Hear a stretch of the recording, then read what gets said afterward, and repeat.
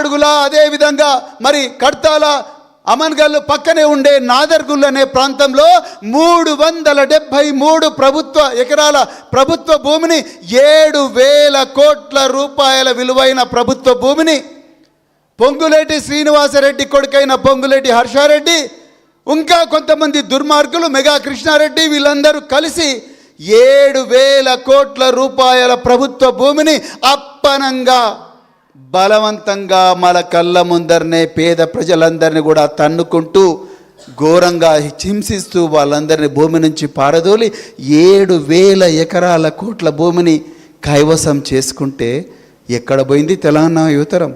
ఎక్కడ పోయారు సిరిపురం యాదయ్య వారసులు? ఎక్కడ పోయారు శ్రీకాంతచారి వారసులు? 1,50,000 కోట్ల రూపాయల ఖర్చు పెడతానని చెప్పి 3,200 ఎకరాల భూమిని మూసీ నది పరివాహక ప్రాంతంలో నేను ఇల్లు కూలగొట్టైనా సరే, మీ ఊర్లను వల్లకాడు చేసైనా సరే ఆ 3,200 ఎకరాల భూమిని గుంజుకుంటాను. దాంట్లో నేను అదానితో పెద్ద పెద్ద బిల్డింగులు కట్టిస్తాను, అంబానీతో కట్టిస్తాను, మెగా కృష్ణారెడ్డితో కట్టిస్తాను అని చెప్పి 1,50,000 కోట్ల రూపాయల దోపిడీకి పన్నాగం పన్నుతే ఎక్కడ పోయారు కుర్రవాళ్ళు? ఎక్కడ పోయారు విద్యార్థులు? ఎక్కడ పోయారు తెలంగాణ జంజీ? ఒక్కసారి ఆలోచించండి.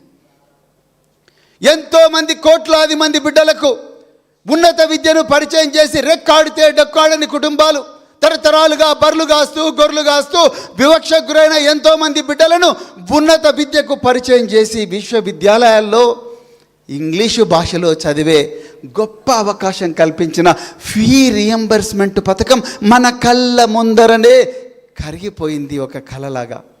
మొన్న హైకోర్టు ఇచ్చిన ఆర్డర్ ఏం చెప్పింది? హైకోర్టు ఇంజనీరింగ్ కాలేజీలు కానీ ప్రైవేటు కళాశాలలు కానీ ఒకవేళ ప్రభుత్వం మీకు ఫీజులు ఇవ్వకపోతే విద్యార్థుల ముక్కు బిండి వసూలు చేయండి అని చెప్పి 15 కాలేజీలకు ఆర్డర్ ఇచ్చింది.